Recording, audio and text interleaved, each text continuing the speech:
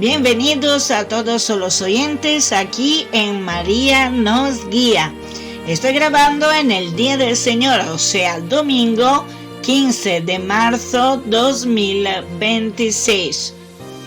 Bien, como ya deberíais saber, me llamo Bárbara, soy italiana, vivo en España y soy católica. Esta introducción se parece mucho a un vídeo que todavía gira por internet sobre Giorgia Meloni y que les ha facilitado la subida a la presidencia del Consejo italiano. Y con ella Italia realmente está resurgiendo a nueva vida. Ojalá pasara lo mismo en España. En fin, perdonad un poco el desahogo. Hoy realmente quiero abrir una paréntesis que creo sea interesante, sobre todo para los españoles y los seguidores de Medjugorje, ya que quiero hablar sobre el pergamino de Medjugorje, sus 10 secretos y el soldado español. Ya había hablado de esto en uno de mis vídeos anteriores, el vídeo del capítulo número 25, pero en aquel entonces todavía no estaban operativos los modelos estadísticos que tenemos ahora y por lo tanto algunas de mis informaciones pienso que resultaron un poco aproximativas.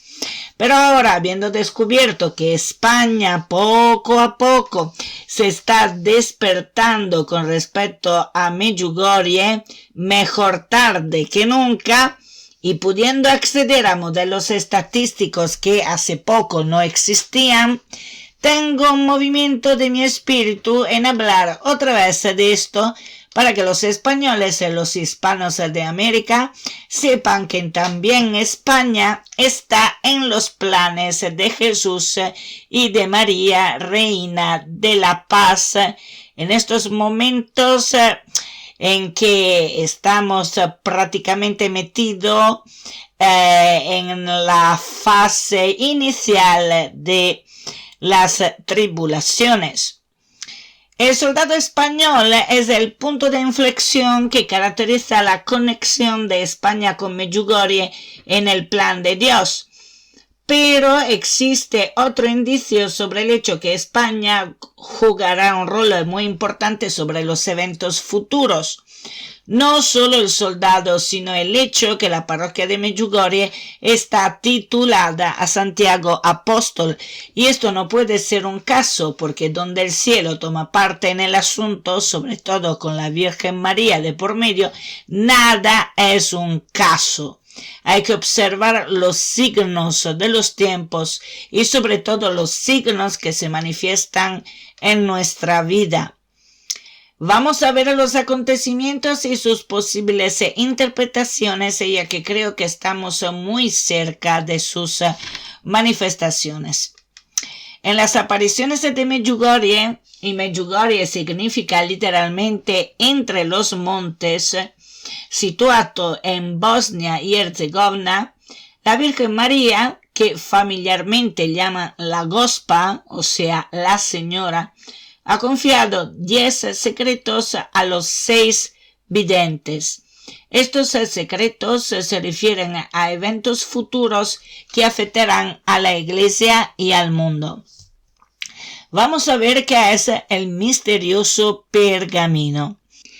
La vidente Mirjana Dragicevic Soldo recibió un objeto físico de las manos de la Virgen, un pergamino que contiene los 10 secretos con escritos algo raros. Lo curioso es que está hecho el pergamino de un material desconocido. Mirjana describe que no es un papel ni es tela, sino un material similar al pergamino pero indestructible. El pergamino tiene una legibilidad selectiva que se traduce en que solo Mirjana puede leer lo que dice. Para cualquier otra persona el texto es ilegible o parece otra cosa. El papel es muy importante del sacerdote. Mirjana eligió al padre Petar Ljubicic para revelar los secretos. 10 días antes de que ocurra un secreto, ella, o sea, Mirjana, le entregará el pergamino al padre Petar. Él podrá leer solo ese secreto específico.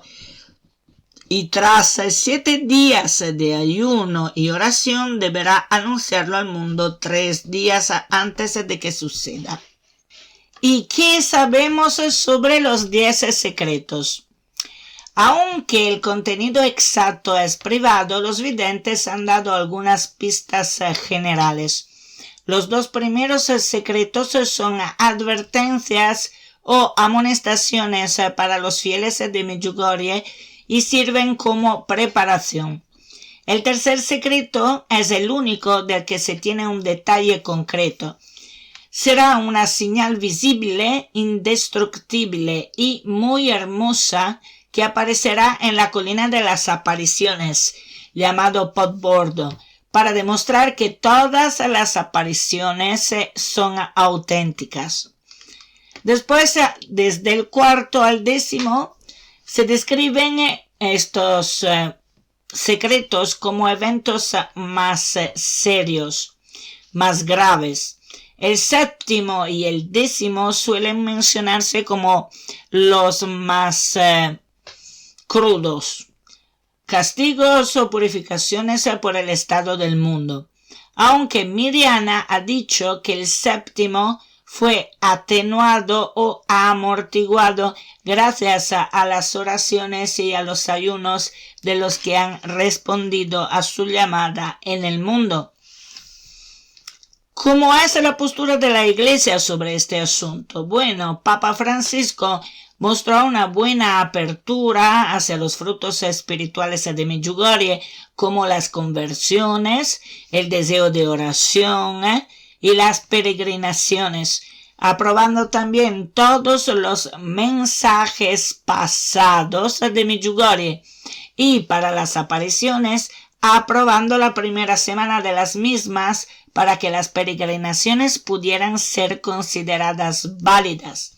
Y sobre los mensajes actuales, los mensajes cada vez que la Virgen María deja un mensaje a los videntes, tienen que ser analizados por el Vaticano y también para el nuncio del nuncio apostólico y aprobados para que sean publicados. Y por eso que cuando se lee el mensaje de Medjugorje mensual, siempre yo después leo la dicitura con aprobación eclesiástica.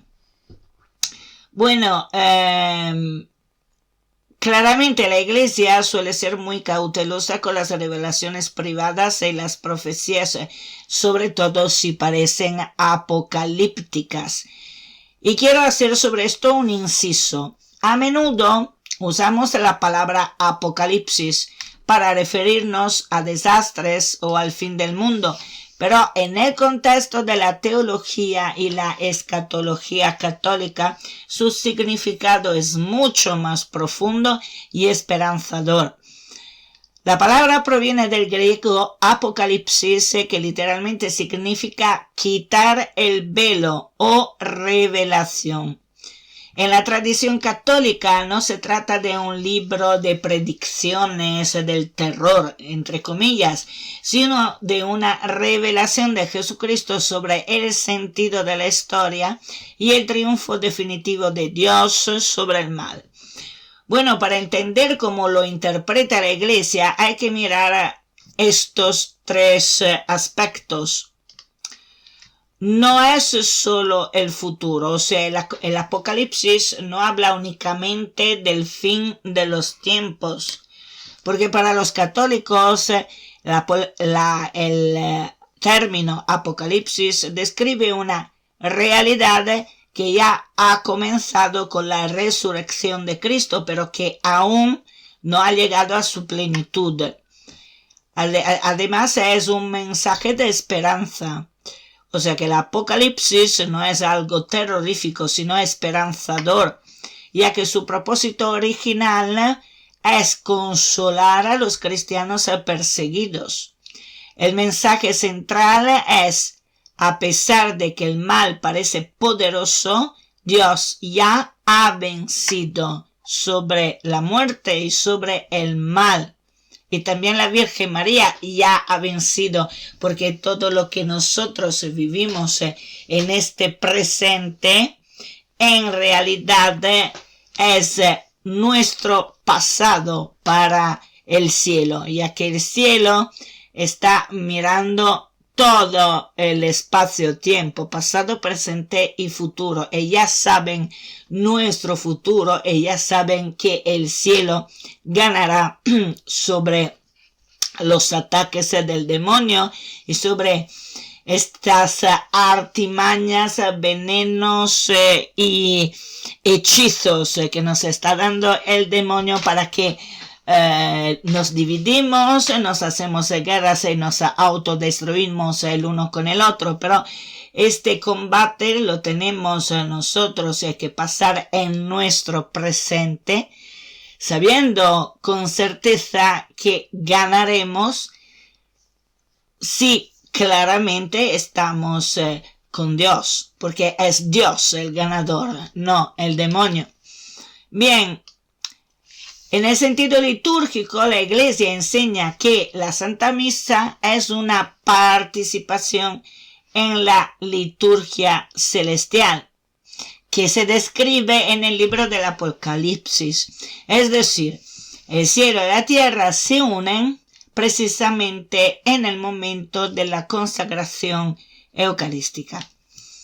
Bien, la Iglesia suele evitar las interpretaciones puramente literalistas, como por ejemplo poner fechas exactas al fin del mundo, que obviamente no puede hacer porque el futuro está reservado solo a Dios. Entonces prefiere ver los símbolos, ¿no? Como por ejemplo el número 666, que es el número del mal, las bestias, las copas y todo esto, ¿no? Bien, pero, por ejemplo, el sentido de algunos aspectos de la Apocalipsis de San Juan hace referencia desde el punto de vista histórico, según la Iglesia, a las persecuciones del Imperio Romano sobre los cristianos. En el sentido profético, sería la lucha constante entre el bien y el mal en todas las épocas. En sentido escatológico, sería el desenlace final donde Dios instaura un cielo nuevo y una tierra nueva. Y en el sentido místico, sería el camino del alma humana hacia Dios, que está repleta obviamente de pruebas, de tentaciones y de sufrimientos, sea espirituales que materiales. En este contexto hay que considerar que la palabra de Dios, dada a conocer por medio del evangelista San Juan, no se refiere solo a un determinado espacio-tiempo, sino a todos los espacios-tiempos en que se producen las mismas situaciones en que la humanidad rechaza a Dios y, por ende, según la época, sus consecuencias. Por lo tanto, el punto histórico de lo que se refiere, por ejemplo, la Iglesia, como he dicho antes,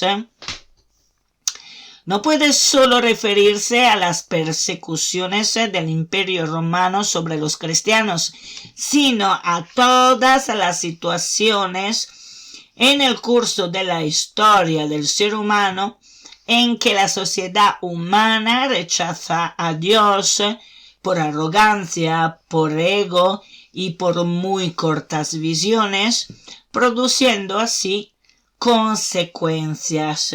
Unas de ellas en todas las épocas persecuciones a los cristianos. El patrón es siempre lo mismo que se repite. Cuando la primera pareja humana no hizo caso del consejo de Dios de no comer el fruto del árbol del conocimiento, comiendo del fruto se automaldicieron y tuvieron que aceptar de buena o mala gana las consecuencias irreversibles del pecado original.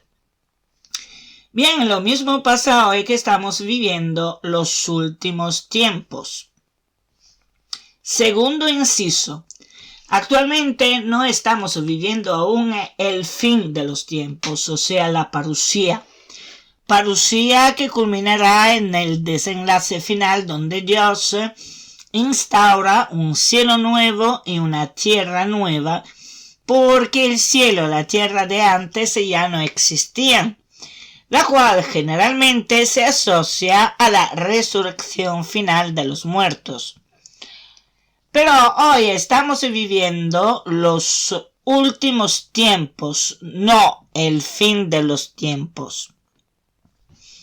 Los últimos tiempos marcan el cambio de una sociedad humana caída a otra nueva sociedad humana que resurge a la fe, aunque deberá padecer los dolores del parto y no será nada fácil. En Medjugorje, la Virgen María ha dicho que después de la tribulación, o sea, después del parto, entre comillas, seguirá un periodo muy largo de paz por la restauración de la fe. Satanás será nuevamente encadenado por mucho tiempo, hasta que será liberado para el fin de los tiempos, o sea, la parusía, que será el desenlace final de nuestra existencia aquí en esta dimensión terrenal. Así que ahora cierro los incisos y sigamos con las reflexiones. Sobre las apariciones presuntamente sobrenaturales que se encuentran en el mundo y que últimamente se han multiplicado exponencialmente, la Iglesia tiene un protocolo determinado hecho para impedir posibles fraudes. Por lo tanto, en el caso de Medjugorje, actualmente se permite el culto oficial, pero no se ha dado un veredicto definitivo sobre la sobrenaturalidad de todos los eventos. En Medjugorje vive de forma permanente el nuncio apostólico del Vaticano elegido para Medjugorje, que garantiza una continua observación y análisis de las apariciones. Y hasta el momento el mismo nuncio apostólico, encantado de la vida para vivir ahí en Medjugorje, es el primero que hace publicidad a este pueblo piloto de María, guiado por la Reina de la Paz, que siempre es la misma María. Y es interesante notar cómo Miriam afirmó varias veces que nuestra generación vivirá para ver el cumplimiento de estos secretos, lo que mantiene a los seguidores de Medjugorje en un estado de constante atención. Bueno, los videntes de Medjugorje son muy disciplinados y aunque cada uno ha recibido los secretos de forma individual, nunca hablan de ellos entre sí para no contaminar el recuerdo que tienen de los secretos y también para que no se diga que se han puesto de acuerdo. Sin embargo, a lo largo de las décadas han soltado algunas informaciones que podrían ayudar a completar el rompecabezas. No todos han recibido los 10 secretos todavía, por ejemplo. Esto es clave porque la Virgen ha dicho que las apariciones diarias cesarán para cada uno cuando reciban el 10º secreto. Entonces, ¿quién tiene los 10 secretos? Son Miriana, Ivanka y Jacob. Ellos ya solo tienen una aparición anual. Después se tienen 9 secretos, los siguientes videntes: Vika, Marija e Iván. Ellos siguen teniendo apariciones diarias, lo que sugiere que el tiempo de los secretos aún no se ha cerrado del todo. Y con Vika tenemos también el diario de la Virgen. Vika es quizás la más expresiva de todos los 6 videntes. Afirma que la Virgen le ha dictado su biografía completa y Vika tiene 3 cuadernos llenos con la historia de la vida de María. Muchos han llamado el conjunto de estos 13 diarios el Evangelio de María. Vika dijo que estos cuadernos se publicarán cuando la Virgen lo autorice y se cree que esto coincidirá con el período de los secretos. Y sobre los secretos en sí, Vika ha sido muy enfática y ha dicho: no tengáis miedo. Quien siente a Dios como Padre y a María como Madre no tiene nada que temer. A Ivanka se le ha dado de ver el futuro del mundo. Ivanka fue la primera en ver a la Virgen y la segunda en recibir los 10 secretos. Aunque la portavoz más, decimos, que más se ve, que más aparece, ¿no?, entre los videntes es Marija, porque es ella que todos los meses da a conocer al mundo los mensajes mensuales de la Virgen María, Reina de la Paz en Medjugorje. Ivanka ha mencionado que los secretos contienen detalles sobre el futuro de la Iglesia y del mundo. Se dice que el 10º secreto es especialmente largo y detallado. Y a diferencia de Miriana, Ivanka es muy reservada y rara vez da entrevistas, enfocándose casi totalmente en la oración del rosario por las familias. Con Iván recibimos el mensaje subyacente de la urgencia del tiempo. Iván Dragicevic vive en Florida, Estados Unidos, o Florida en español, ahora no me acuerdo, y tiene una casa en Medjugorje en donde se ubica varios meses durante el año y cuando la Virgen María lo llama allí. Iván suele centrarse en que el mundo está en una encrucijada. En alguna entrevista dio a entender que los secretos están relacionados con una gran limpieza o purificación necesaria, ya que la humanidad perdió el rumbo. Bien, en la fecha en que estoy grabando, se empieza a ver las cosas con más claridad en el mundo. Guerra entre Irán, Israel y Estados Unidos, guerras en todo el Oriente Medio, riesgo de guerras civiles en Francia, Inglaterra y Alemania por crisis de suministros, bloqueo de las comunicaciones por mar de petróleo, gas y otros combustibles. Y en los estrechos del Medio Oriente, como el estrecho de Hormuz, enfrente de Irán, hay bloqueos, no pueden pasar los barcos que traen el combustible para Europa, guerra en Ucrania y Rusia, crisis económica y de trabajo en China, separatismos de todos los estados no más unidos que podrían terminar en guerras civiles, debilitando la capacidad de defensa de los Estados Unidos, etcétera, etcétera, etcétera. Si está Estados Unidos, que ya parece no estar tan unidos, si está ocupado en controlar el secesionismo interno, o sea, en su propia tierra, no podrá ayudar a Europa en caso de ataque enemigo. En fin, el mundo, con su falta de fe en Dios, se ha puesto de lleno dentro del tiempo de la tribulación, en donde cambiarán todos los equilibrios geopolíticos que pensábamos fuesen, entre comillas, eternos. Yo ya lo había dicho hace unos 4 años, 5 años, y todos me tomaban por excéntrica, como un poco loca, como una visionaria que, no sé, catastrofista y todo esto que... En vez, ahora se están delineando las cosas que yo había ya dicho. Perdonad el desahogo, pero tenía que quitarme un poquito de piedrecillas dentro de los zapatos que me daban, que me molestaban. A ver, un poco de desahogo puedo también hacerlo yo, ¿no?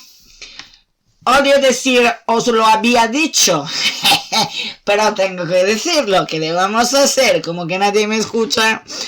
En fin, y ahora, nada, lo que no hemos, o que no ha España orado antes, tendrá que orar ahora con los intereses, si es una España inteligente y sabia. Porque si no lo hace, aún peor será. Yo espero que en España se vaya delineando un futuro bastante calmo, considerando todo lo que tendrá alrededor suyo. Y espero que el Inmaculado Corazón de María, el Sagrado Corazón de Jesús, protejan a España, pero tampoco los españoles no deben aprovecharse de esto. Tienen que hacer su papel. España tiene que hacer su papel en el plan de Dios y entonces despertarse a la fe y empezar a orar el Santo Rosario, que son al menos 5 años que lo repito hasta la náusea.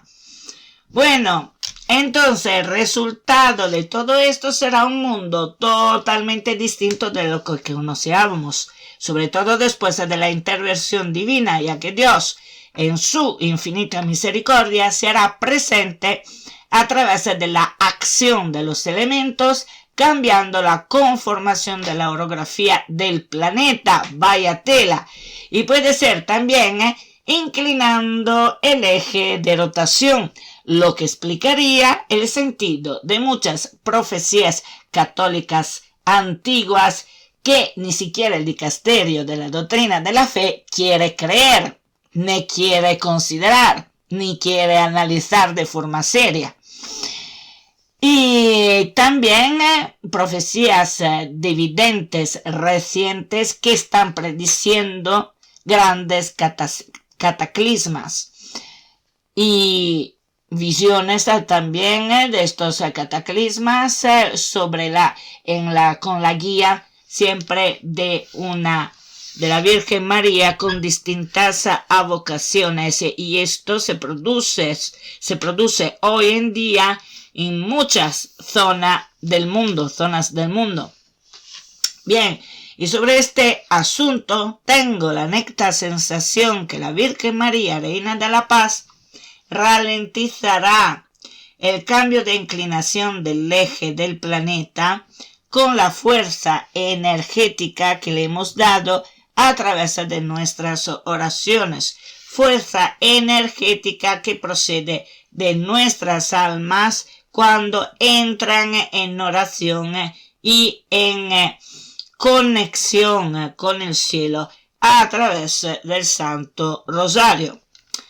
Pero claro que la Virgen María no podrá evitar que los acontecimientos no se produzcan, solo puede o ralentizarlos o amortiguarlos.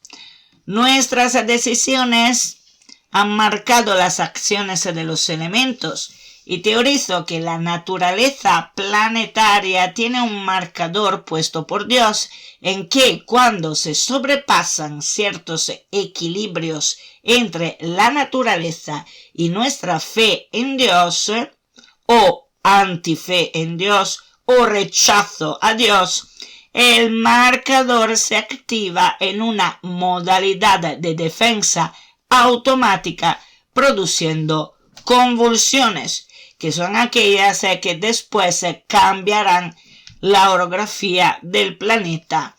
Y ahí serán dolores. Bueno, Iván, por ejemplo, ha repetido que muchos de los eventos predichos ya están en marcha en el plan espiritual antes de manifestarse físicamente. Entonces casi estamos. Vamos a ver, no quiero apostar nada porque no me gusta apostar, pero vamos a ver qué dirán después cuando las cosas empezarán a ser realmente visibles y tangibles, los que siempre han dicho que eran solo tonterías, lo que estamos diciendo no solo yo, sino muchos otros como yo por internet. Bueno, en todo este bailame o caos que se producirá, surge el aviso, que tiene mucha similitud con el aviso de Garabandal. Aunque los videntes de Medjugorje no usan exactamente la palabra aviso tan frecuentemente como en las apariciones de Garabandal, los videntes de Medjugorje coinciden en que los primeros secretos servirán para sacudir la conciencia del mundo. Se describe como un momento de detención del tiempo y un encuentro interior con Jesús, donde cada persona verá el estado de su alma. El objetivo del cielo no es castigar, sino dar una última oportunidad de conversión antes de que ocurran los eventos más difíciles de los últimos secretos. Y yo os doy un consejo: cuando cada uno de nosotros verá el estado de su alma, algunos le vendrá miedo, otros podrán aguantarlo. Después, muy probablemente, Jesús dirá a cada uno de nosotros cuáles son las cosas que hay que cambiar en nuestra vida, cómo podemos enmendar lo que hemos hecho mal. Y entonces aquí, una vez que nos despertamos de esta fase de detención del tiempo, escribir lo que os acordáis, escribir inmediatamente lo que os acordáis, sea de lo que os ha dicho Jesús, nos ha dicho Jesús, sea del estado de nuestra alma, sea la manera de enmendarlo, no solo con el sacramento de la confesión, sino enmendarlo propio físicamente con acciones concretas en nuestra dimensión material, y para que no nos olvidamos de esto, porque según algunas profecías católicas aprobadas por la iglesia, no para esta última iglesia, sino en la iglesia católica pasada, porque son profecías ya bastante antiguas, pasarán más o menos 40 días en que estaremos completamente libres de los ataques del demonio. Así que tendremos la oportunidad de tener la conciencia clara. La conciencia clara sin tentaciones, sin interferencias negativas de los ángeles caídos. Y en esta forma tendremos todo más claro, y si vamos a hacer un listado y explicaciones de lo que hemos oído como locución también, y de lo que nos acordamos del estado de nuestra alma, mejor, para poder después convertirnos plenamente y con conocimiento y con corazón a Dios, y restablecer con Él el vínculo que se había roto a través de los pecados que hacemos cada día, de las tentaciones que tenemos cada día. Bien, dicho esto, pasamos al pergamino y al soldado español. Bien, lo del pergamino y del soldado español es una de aquellas testimonianzas donde la realidad supera la ficción y tiene un vínculo directo con España. La información más específica sobre este evento se encuentra en las memorias de la propia Miriana en el libro Mi corazón triunfará y detalla un momento crítico de la guerra de Bosnia. Obviamente el título Mi corazón triunfará no es el corazón de Miriana, sino es el Inmaculado Corazón de la Virgen María. Lo digo por claridad porque a lo mejor alguien que ha tenido el valor de llegar a escucharme hasta ahí, medio dormido, a lo mejor se pierde algún trozo y parece que mi corazón triunfará sea lo de Miriana. No, es del Inmaculado Corazón de María. Entonces, este libro detalla un momento crítico de la guerra de Bosnia. ¿Cuál momento crítico? Lo que Miriana vivía con su familia en un apartamento en Sarajevo, o Sarajevo para los españoles, cuando estalló la guerra en el 1992. Entonces, debido al peligro extremo, tuvo que huir de la ciudad dejando el pergamino escondido entre sus libros y documentos. Durante meses el edificio estuvo en la línea de fuego y fue ocupado por combatientes. Ella estaba convencida de que el pergamino se había perdido para siempre entre los escombros y los saqueos, y esto le angustiaba muchísimo porque se sentía responsable.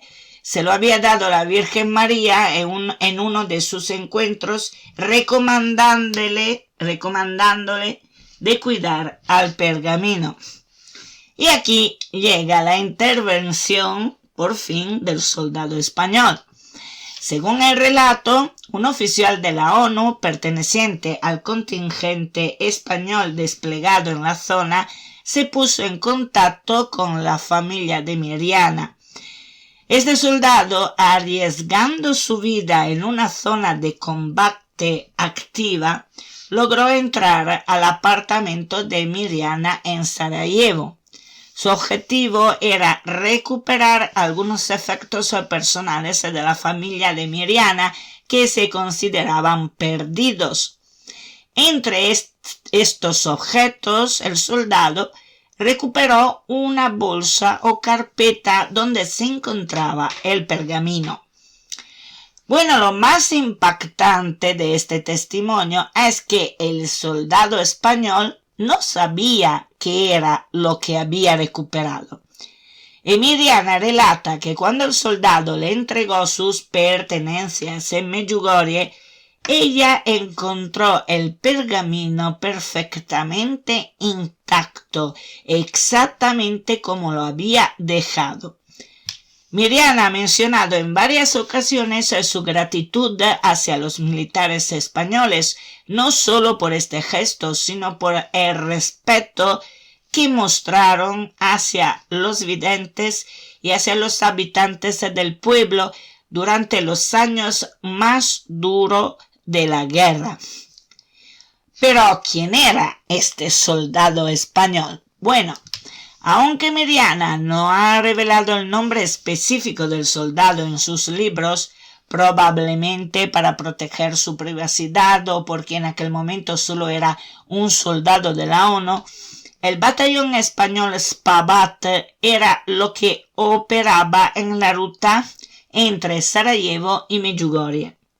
Miriana cuenta que el soldado se limitó a decir que sentía en su corazón que debía salvar esas cosas. Al ver el pergamino recuperado, ella reafirmó su creencia, Miriana, reafirmó su creencia en la naturaleza indestructible del objeto ya que el apartamento había sido registrado, saqueado y también medio quemado.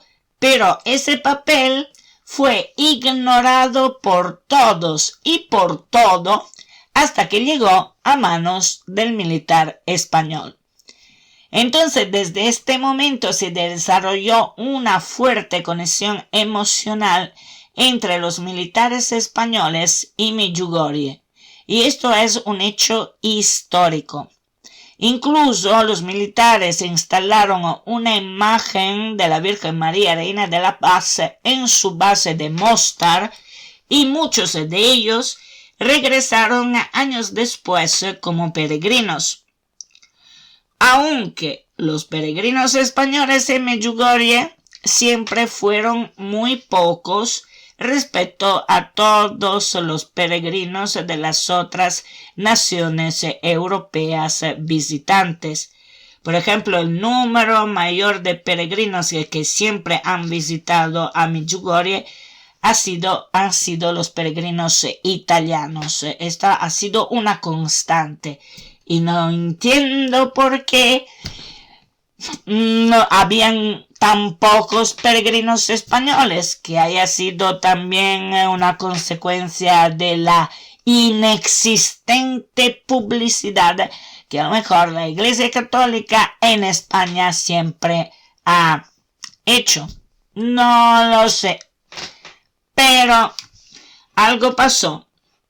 Bueno, la ocupación de aquel entonces fue resultado del asedio de las fuerzas serbias, que históricamente han sido aliadas de Rusia, lo que a veces genera confusión en el relato, pero el hecho es que fue un asedio de las fuerzas serbias, no de aquellas rusas. Muchos soldados españoles que sirvieron en Bosnia regresaron con testimonianzas sobre Medjugorje, aunque en poco tiempo en España, como ya dije antes, todo quedó en el olvido. La vidente Miriana afirmó varias veces que el pergamino no puede ser destruido, ni por el fuego, ni por el paso del tiempo, lo cual explicaría por qué sobrevivió al saqueo y a los incendios en Sarajevo. Bueno, no lo hago bien como él, pero no pasa nada, uno lo intenta. Aquí es todo. Espero que os haya gustado el relato y que cada vez más españoles de España visiten a Medjugorje para descubrir la fe en Cristo a través de la oración del Rosario hacia la Virgen María, Reina de la Paz, y hacia Jesús. A Jesús por María. Reza del Santo